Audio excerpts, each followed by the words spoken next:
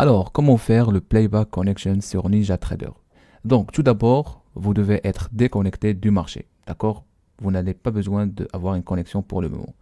Donc, tout simplement, vous allez sur Utile, Importation, et puis Données historiques du marché. Cliquez et vous allez voir cette fenêtre.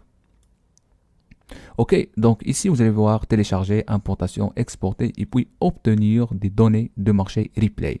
Vous cliquez sur obtenir des données du marché replay, vous sélectionnez l'instrument, par exemple de mon cas je vais utiliser le SP500 et puis la date, donc 21/01/2025, qui est la date d'hier mardi. Donc je vais cliquer sur télécharger.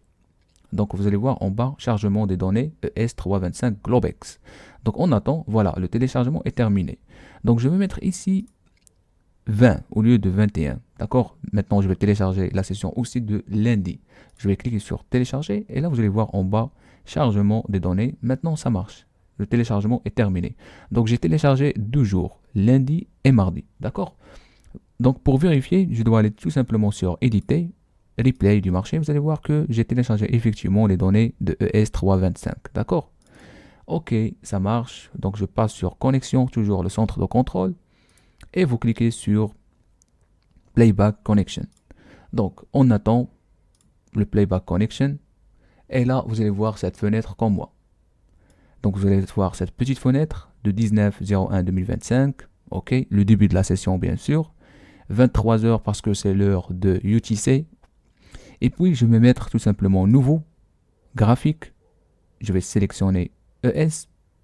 Par exemple, je vais mettre 8, check playback et puis OK.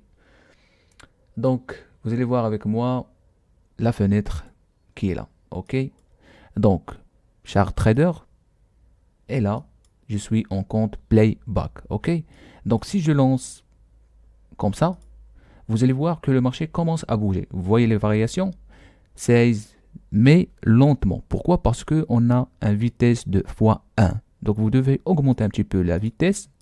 Par exemple, on peut faire 30 ou bien 100 et vous allez voir maintenant la réaction du marché. Si vous faites 100, c'est déjà difficile, d'accord, à capter les mouvements. Donc, je te recommande de mettre par exemple 50 ou bien 30 et accélérer un petit peu ça jusqu'à la session ou bien l'ouverture de la session américaine. Donc, merci.